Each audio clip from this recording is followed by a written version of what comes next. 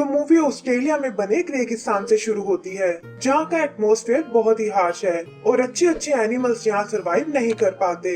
ऐसे हैबिटेट में खाना ढूंढना भी एक बहुत बड़ी प्रॉब्लम है और अगर मिल भी जाए तो बड़े और शक्तिशाली एनिमल्स उसे हथिया लेते हैं। यही हम बिल्बी नाम के एक डेजर्ट रैबिट को देखते हैं, जो डेजर्ट में अपने लिए खाना ढूंढने गया था, लेकिन इस चक्कर में उसके पीछे एक खतरनाक लिजर्ड पड़ जाती है।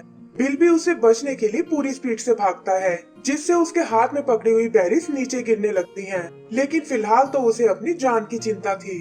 वो उस लिजर्ड से बचने के लिए बहुत कोशिश करता है, लेकिन वो एकदम से उसके काफी करीब आ जाती है और इससे पहले कि वो बिल्बी को अपना खाना बना पाए, बिल्बी अचानक से ब्रेक लगा लेता है और वो लिजर्ड आगे एक झाड़ी में क्रैश हो जाती है। बिल्बी ये देखकर चैन की सांस लेता है और भागते हुए पत्थर के नीचे बनी अपनी गुफा में चला जाता है। वो देखता है कि लिजर्ड अभी भी उसे ढूंढ रही है और उसे ना पाकर वहाँ से आगे चली जाती है। बिल्बी अपना लाया हुआ सारा खाना खा लेता है, लेकिन इससे उसकी भूख जरा भी शांत नहीं होती और तब वो गुफा से बाहर अपनी बची हुई बेरीज को लेने आता है। जल्दी जल्दी वो उन्हें कलेक्ट करने लगता है, क्योंकि वो जानता है कि लिजर्ड के जैसे यहाँ और भी शिकारी हैं, जो पल भर में उसे अपना खाना बना लेंगे। तभी अचानक उसे एक ठोकर लगती है और वो देखता है कि ये तो एक छोटा सा बेबी बर्ड है, जो अपने पैरों पर खड़ा नहीं हो पा रहा है। बिल्बी आसमान में उसके पेरेंट्स को ढूंढने की कोशिश करता है, लेकिन उसे वहाँ कोई नजर नहीं आता और तब वो जाते जाते उस बर्ड को सीधा कर देता है। लेकिन वो बर्ड एक बार फिर गिर जाता है और मदद के लिए चिल्लाने लगता है। बिल्बी उसे शांत रहने को बोलता है और यहाँ उसकी नजर उस बर्ड के फेस पर पड़ती है, जो दिखने में बहुत ही मासूम लग रहा है। लेकिन बिल्बी इस पंगे में नहीं पड़ना चाहता था और वहाँ से चला जाता है। हम बर्ड को भी उसके पीछे जाते हुए देखते हैं, लेकिन बिल्बी उसे ऐसा करने से मना करता है और अपने और उसके बीच एक लाइन खींच देता है। फिर वो उसे एक बेरी देकर वहाँ से जाने लगता है, लेकिन देखता है कि एक स्नेक उसे खाने आ रहा है।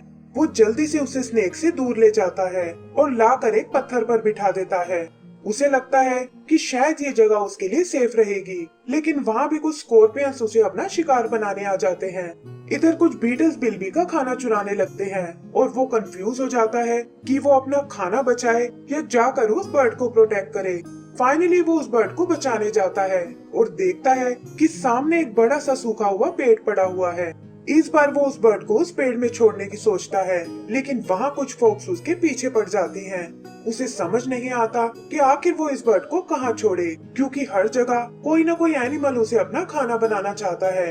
एक एक करके वो सब जगह ट्राई करता है, लेकिन कहीं पिरानास, कहीं दूसरे बर्ड्स, कहीं क्रोकोडाइल्स तो कहीं शार्क, हर कोई उन्हें मारने की ही सोचता है।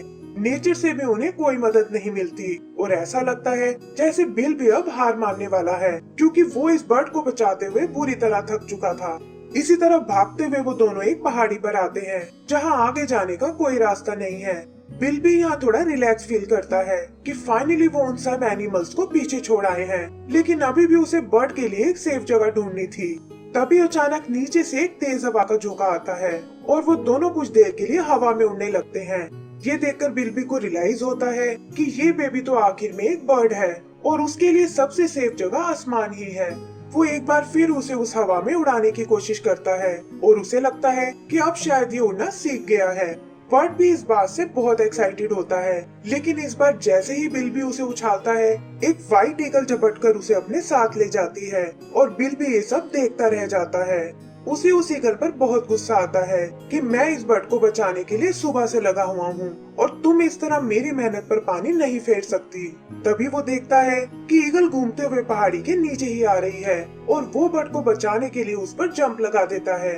वो उस ईगल को बहुत मारता है और इसी चक्कर में वो बर्ड उसके पंजों से छूट जाता है। बिल्बी भी उसे गिरते हुए देख लेता है और ईगल को छोड़कर बर्ड के पीछे जंप लगा देता है। जल्दी ही वो उस बर्ड को पकड़ लेता है, जो बिल्बी को देखकर बहुत खुश होती है। लेकिन प्रॉब्लम ये थी कि वो लोग बहुत ऊंचाई से गिर रहे थे, जहाँ नीचे गिरते ही उनका मरना एकदम तय था। बिल्बी उस बर्ड को उड़ाने की कोशिश करता है, लेकिन वो अभी इसके लिए बहुत छोटा था और ये देखकर बिल्बी उसे उछालकर उस हिल पर फेंक देता है, लेकिन खुद को नीचे गिरने से नहीं रोक पाता। बर्ड को भी उसकी चिंता होने लगती है, क्योंकि वही था जो सुबह से उसे प्रोटेक्ट कर रहा था और अब वो दोनों एक फैमिली की तरह थे। तभी वो देखता है कि नीचे से फिर वो तेज हवा आ रही है जो बिल्बी को भी अपने साथ ऊपर ले आई है, और इस तरह वो भी सेफली उस हिल पर पहुंच जाता है।